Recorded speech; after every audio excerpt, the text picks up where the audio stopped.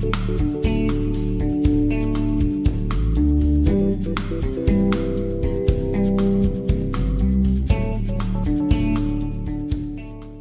my name is Steve Board. I'm the chair of the Watertown Chamber of Commerce, and we're here today with Chamber Chat. I have the great pleasure of introducing you to Pete Berres, the owner of Berres Brothers Coffee here in Watertown. So welcome to the program, Pete. Thank you, Steve. I'm looking forward to the segment today. I have to ask you, how long have you lived in Watertown? My whole life. When I was born in, I won't tell you the year, but we moved out west of Watertown on Highway 19. That's where I grew up, and now I live just north of Watertown. Very cool. So Berres Brothers is a fixture in Watertown. You know, when I have people come into the campus, we always send them down there, and then the next thing I know, they're ordering coffee from you guys, and you're shipping it all over the country. How did Berres Brothers start? Why in the world did you get into coffee? We started, my father had an office coffee service that we started in our farmhouse west of Watertown back in 1970, 71. Mm-hmm. And in the late 70s, he added vending, snack vending, which evolved into him buying a vending company. And so when I arrived in 1989 to the business, we had a full-line vending service and a full-line office coffee service. My brother and I looked at the business, and it didn't take me long to figure out that vending business wasn't very enjoyable. Mm-hmm. So we were just a distributor, we were just a service company. And what we were looking to do was to build our office coffee service into something that could grow again. And we got the opportunity to tour an office coffee service out of Louisville, Kentucky that was roasting his own coffee, and we got to tour the plant. And it was like, wow, this is really incredible. So that's how that idea started. And then I think you said you went to a show in Seattle, and yes, the following year we went to the second annual specialty coffee trade show, and that's where we got exposed to the national coffee companies with kiosks out in the street and drinks that we didn't know how to pronounce, and we saw how much they were charging for. I still can't pronounce them. Right. So that's where we saw the first indication of what's going to be happening. Yeah. And we caught it before the curve really, you know. The swing of things actually went from Seattle down the west coast, down through the south into the east, and then, you know, one of the last stops was hitting Wisconsin and Minnesota. Yeah, our traditional people here. Correct. Yeah, interesting. So who did the original roasting for you? Was that you, or did you? The gentleman that actually worked for us at the time was John Hartwig, and from John Hartwig Motorsports in Johnson Creek. So I think he roasted with us 8 or 9 years. Okay. And then after he took over his father's business, John Johnson became our roaster, and John did a fabulous job, mm-hmm. as did John Hartwig. With John Johnson, he really got passionate about it, and we sent him to some shows and competition, and he finished really well in those competitions. Excellent. And he has since moved out of the city, and I now have a nice lady from the Ixonia area named Mary, who is taking over the roasting and production management. How do you become a roaster? Well, it's on-the-job training. You know, we do train the right people because it is our biggest piece of equipment, most important piece of equipment. But, you know, with our roaster, we have the ability to a lot of our recipes for the coffees that we have are all sort of, we have the temperatures that we need to do. We probably are so busy now that we have a hard time finding time to, you know, try and purchase real exclusive coffees, unique coffees, and try them. But I mean, that's something we want to do in the future. Yeah, and you, I don't want to digress too much, but you do tours of the facility over on Airport Road, so. Yes, we haven't been doing our classes like we had been doing. We usually ran them from September through about March, mm-hmm. and then we'd do them once a month. When we had the pandemic hit, we canceled those. Right.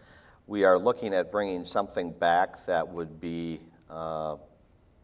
like that, or very much, or possibly the same, but it was sort of a neat way. People actually enjoyed the sampling of the coffees and how we brewed them, Right. more so than they really enjoyed the actual tour. I actually enjoyed both. Yes, So, I mean, it was a fun thing to do. Yeah. So I'm glad to hear that you're thinking about bringing them back. yes. So 30 years. 30 years this year, yes. And where did you start? On the corner of First and Western Avenue in a real small building. It was on the corner there. Now the city has their vehicle storage building there, the big one on the whole Yep. block there. Yep. That's where we started. Okay. And we actually opened a little factory outlet there, and we actually ran that there for 13 years. And then we ran out of space, so I had to rent some extra production space out of the one of the incubators out on Yeah. Highway A. Right. So we did that probably for 3 or 4 years, and then I was approached from the previous owner of the property that we're at now. It seemed like it had a lot of potential. I knew that it was sort of outside of the city, that it would probably affect some cup sales, and it has. You know, it's not the proper traffic location for a cup-to-go location, but I knew with the coffee factory, the coffee bean outlet, and by opening a restaurant there, that would help with the destination. Yeah. Well, I know a lot of people that like to go there and Yep. sit and drink coffee. A lot of students that like to go there and study. Oh, So yeah. It's a wonderful facility. Did you actually build the building? We built it, yes. So it's a really unique design. Yes. It's come along very well. So what's your business today? How much of it is locals, online? Okay. We, the majority of our business is our grocery business. Okay. We're in between 250, 300 grocery stores, a majority of them in Wisconsin. We are in Upper Illinois. We dabble a little bit into Iowa, but for the most part, it's where we can deliver, or I can have what I would consider a small local distributor take care of. Our online business has been growing steadily every month. It really started to grow after the pandemic. Right. We are seeing some pretty good growth on Amazon, and looking to continue to build that. But the coffee's shipped all over the United States. Yeah. From a business perspective, what's the advantage to you using Amazon? Is it just their reach? Yeah, you know, we were looking at that, and it's sort of surprising. It's their reach, it's the convenience. Our prices are higher on Amazon, and it doesn't seem to be affecting the volume. So I think when people are there shopping, they swing over to our area. Yeah. They say, yeah, I'll take a bag of that, and you know, so it's been sort of unique. You know, the pricing doesn't seem to be as much of a factor as it is in the grocery store. We're held to the line on that Right, one. Right. So Their margins are so thin. Correct. At a grocery store. So more than 50% of your business is the grocery stores now? over 50% of our revenue, yes. Is it really? Yeah, Interesting. yeah. What It about- has been for a while. And, So- and what do you attest that to? Well, we just we got out there and we really pounded it after the first step in 1997, I think it was. We got a chance to go into all the Piggly Wigglies, and we decided not to go through their warehouse. We decided to deliver that with our own trucks. And so with the spread of those Piggly Wigglies, there was an awful lot of grocery stores that we needed to either get into because we were driving right by them. And so we were aggressive at that point to get out and get into a lot of those stores. The competition wasn't there. When we first started, the big coffee competitor was Millstone Coffee. I remember that. Yeah. Yeah. And they actually brought, and they sort of fashioned the current model of whole bean bulk in the bins using the grinder. And, you know, that's the model we followed. They are no longer in existence. but there is an awful lot of other competition it's a very competitive segment in the grocery store. Sure. My feeling is there's way too much space dedicated to it, way too many different coffees, but I don't know. I think that they could run their businesses a little leaner that way. Yeah. But I guess if the market's there. You always seem to get really good shelf space in most of the stores you're in. I assume that's part of your negotiations with the stores? It's not so much the negotiation anymore as it is what we bring to the table. Back in 2019, we have a large variety, and we always did have a large variety, but our packages all look the same. And so now in 2019, we finally got to the point where we were able to, digital printing came onto the scene for packages, and we were able to give each and every one of our flavors a personality, so to speak. And that has really, really affected our sales in a positive way. Who heads up your marketing? Because your marketing is excellent. Well, we used to do it ourselves. I have an in-house designer, and I do have an agency a few years ago that I was able to bring aboard, and they are handling primarily our online advertising. But it all trickles down into everything else. So we design our own packages in-house. Okay. So my inline Watertown native, Kate Myers, we give her the name, or the customers give us the name sometimes, and we say we have a flavor here we want to bring out, and she comes up with the concept of the packaging. And so we'll bring that out as a seasonal, so to speak. The new ones come out as seasonals. So what's your biggest seller? Highlander Grog. Yeah, I knew you were going to say that. And where did that name come from? That I was just in a blog interview. I just talked about that Highlander Grog. I ran into that from a free conversation with a roaster out in Upper New York, and he said, "Have you ever tried this flavor called Mississippi Mud?" And this was back in 1993. Okay. And there wasn't a lot of flavor coffee companies at the time. And so he sent me a sample, and as soon as that box arrived, I was like, whoa, this really smells good. We brought it out in December of 93, I believe it was, for the holiday season, and it just took off. It took off so much that I couldn't stop having it. And so we ran that, we kept it forever, and what was going on in the flavoring industry was flavoring companies were they were merging and buying out flavoring companies. That particular flavoring company got bought out by a much bigger flavoring company. And so they still continued to do Highlander Grog for us, but over the years, it just wasn't the same.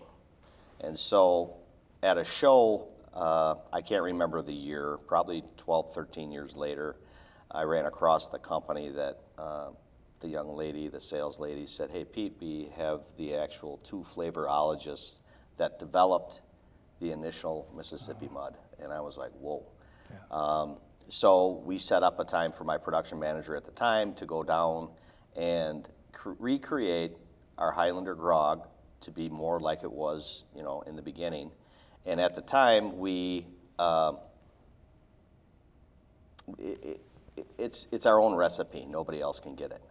And so we had such good success with Highlander Grog, no one else had it. Well, now you'll see it, other competitors have it. Sure. Well, they saw the results we had with it.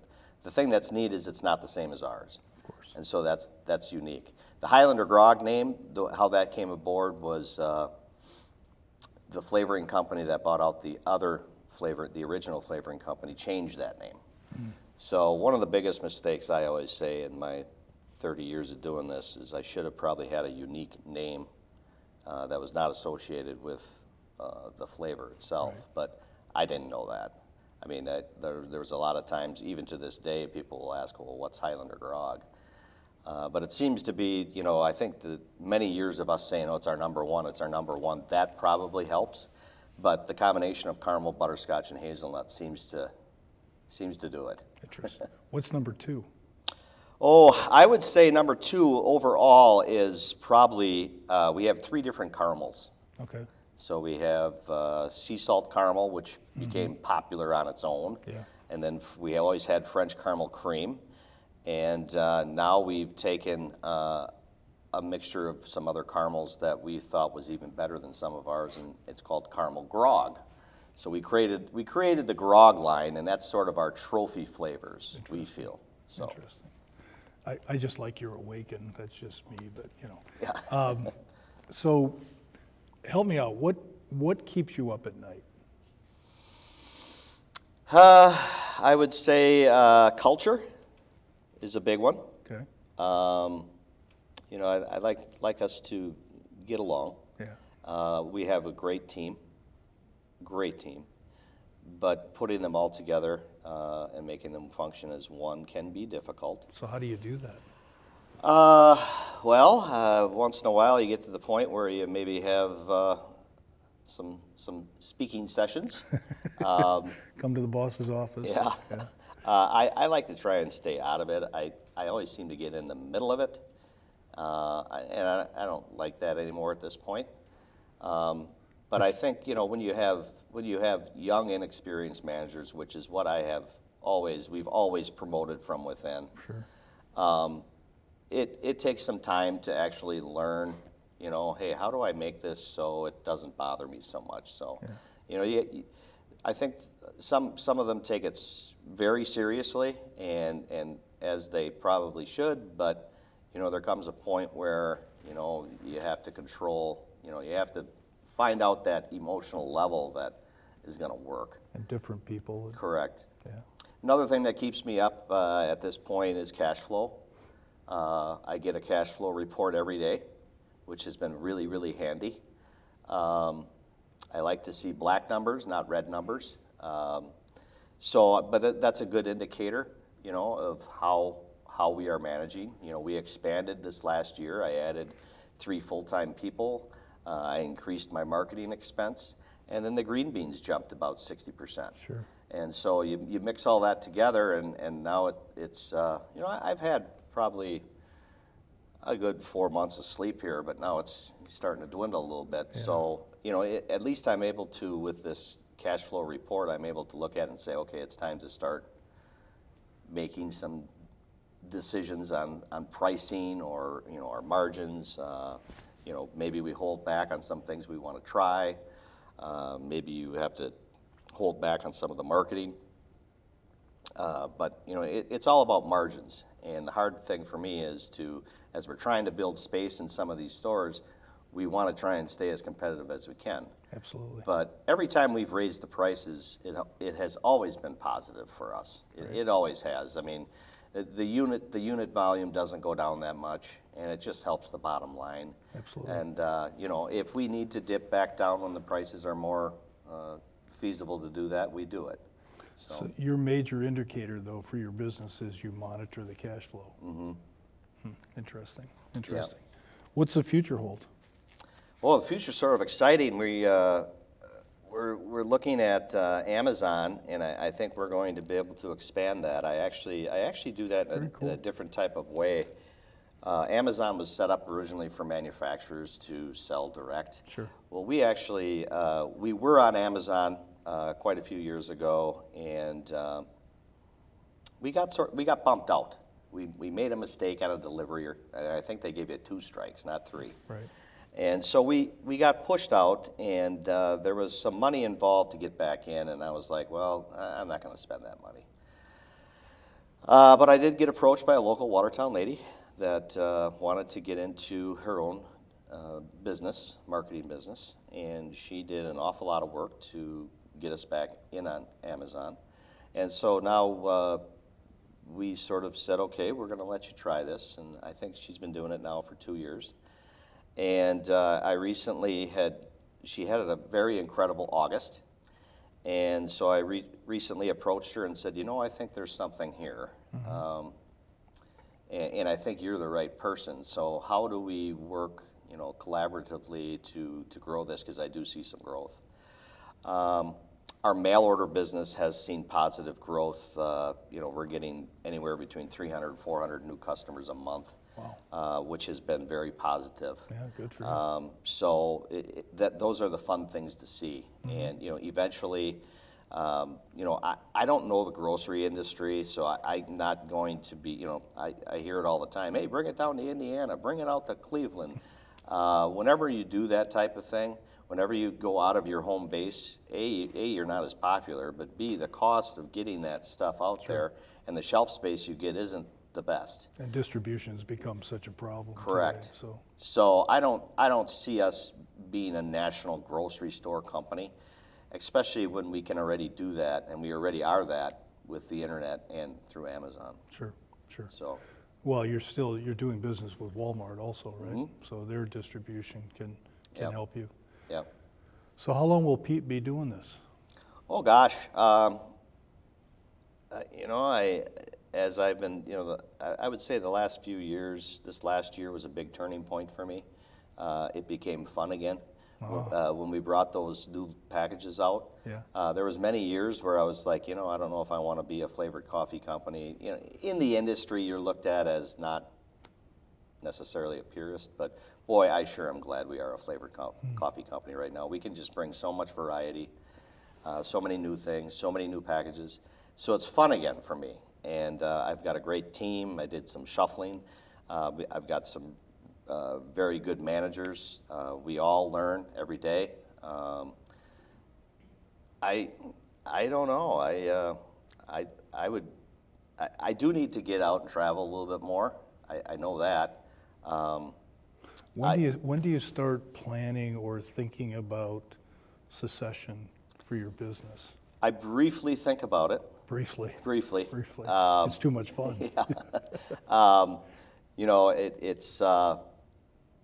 It's a situation where, I think people think that there's a big prize at the end, and I haven't seen that in a lot of cases. Right. So I think we just need to keep building where I have my goal that I want to hit in terms of revenue from me. Okay. That I would say, you know what, and we're a few million shy of that annually, but I have 2 boys that are freshmen in college. They'll be 19 here in a month. I would like to see them graduate school. I would like to see them go out and get some different work experience. And there's no guarantee that I would have the business at that point anyway. Right. But I'd like to see it move on if possible. Because I think that the foundation, the brand is pretty strong. It is. It's pretty strong, and it's not just locally. It's with social media today. When we started this business, the internet was, I guess, in existence. I didn't know about it. Right. Social media didn't come along till 2008. Yeah. So it's a whole different ballgame now. Yeah. The internet might have been around in the 1990s, but it was mostly government. Right. Correct. Colleges and stuff. Correct. It really kicked off in the 2000s. Yeah. Well, you're a tremendous asset Thank you. to Appreciate Watertown. What's the value for you to be part of the Chamber of Commerce? Well, when we started with our little factory outlet right in Watertown. The whole idea of that factory outlet was to hopefully have the local people come in. I priced it very competitively. I needed them to come in, buy the coffee, share it with their families and friends from long distances. And I learned that the strength of when we started this in this industry, a coffee roaster opening up in a small town, 20,000 or less, Sure. Was a big deal. And it's not like we were in Milwaukee, Right. across from a university. Right. Which if we were, we'd have second generation. We'd have our original customers' kids now drinking the coffee. We have that now, but in a different fashion. So when we opened that time in '92, I knew that we couldn't come out with a very dark roasted coffee and think we were going to survive. So we went more of the medium, smooth flavor and the flavors. This is a people business. It's a promotion and people business, really, on the outside is what it is, and that's sort of what our cafe did for us. But the value of, again, because it's a people business, the connections of being in the chamber, it only takes 1, 2, 3, 4 people And I was not doing enough of that myself. But I had the opportunity to bring a local lady on who has been in the area for a while and was involved with many of the local groups. And so she can help me with that. And it's been very, very positive. And we're looking at doing more and more and more. And we're looking at how we can help the community, not so much with donations, but we do that, but with how can we use our facility to help with fundraising for local groups. Yeah, I think that's a good approach. Yeah. That's a real good approach. And it's been a lot of fun. Yeah. So. Do you think the dining area will reopen? You know, we are looking at, that's the biggest question I get all the time. Good. And Here, I thought I asked original questions, you know? you know, there's something about a small town restaurant that is probably the hardest business to run. And There's a reason why they don't stay open. Correct. And so it's a constant tweaking. Ours never was owner operated. Steve, if you see me in the kitchen, you better run. So it was sort of an add-on business, and we ran it for 15 years. We gave it our all. Yeah. And we were told to shut down on St. Patrick's Day of, I don't know, 2020 or whatever. Mm-hmm. So we did, and we thought, well, at that point, we're just going to, let's take a break from this right now, and let's see what happens with our business. And I knew that there would be a lot of people asking, and they have. So we're looking at possibly, I feel our cafe needs a refresh anyway, and sort of possibly converting it into something that's more of a area that if we want to do evening events, if we want to do some entertainment, we would dip our toes possibly into a day or two of weekly lunch. The problem right now is finding the right staff. Sure. Finding staff. Period.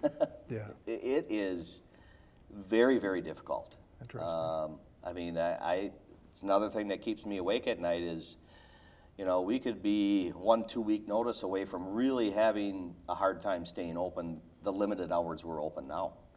And so, you know, we've been having some luck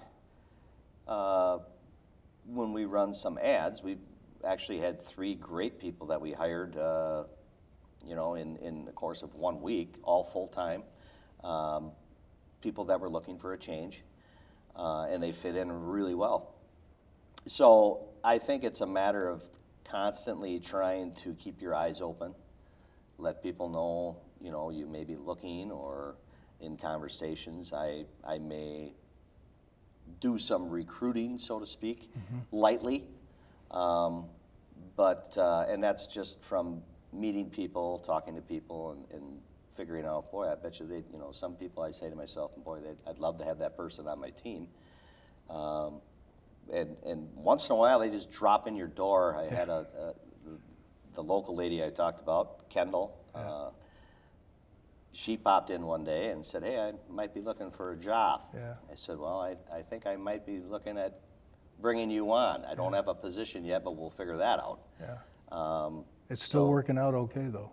Yes, I'm she's surprised. still in that, you know, training phase. Oh, she might be in the training phase for a while. She's handled some of the initiation. The worst is yet to come. Yeah, there so you we'll go. see how that works. But no, I'm very, very, very thankful to have somebody of her caliber come in, who is very connected to the city, that helps bring me back into this. So, which is good. I try to tell young people there's 2 reasons that you hire somebody. One, they're exactly the person you need for a very specific job. Yep. Or 2, it's somebody you want on your team and you'll figure out where to put them. Correct. Right? Yes. So, everything's trainable in our industry. absolutely. You know? Absolutely. So, all right. Pete, you're a tremendous asset to the community. We really appreciate you. thank you. Thanks for joining us. Thanks for having me. All right. It's been great. Good. Thank you all for joining us. Remember, join the chamber, be a member, be involved, and be noticed.